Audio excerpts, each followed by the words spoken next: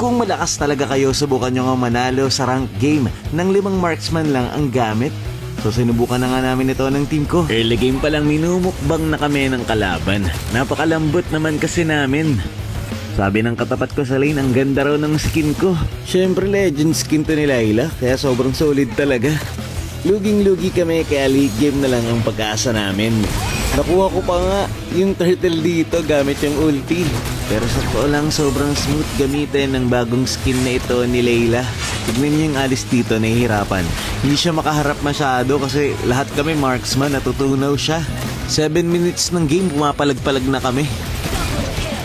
Kaya lang, kawawa talaga kami dun sa Amon. Isang ultimate lang ako. Pero kahit na lamang sila, nahihirapan silang mag-push kasi sobrang lakas ng damage namin. Tapos napakabilis pa namin mag-lord.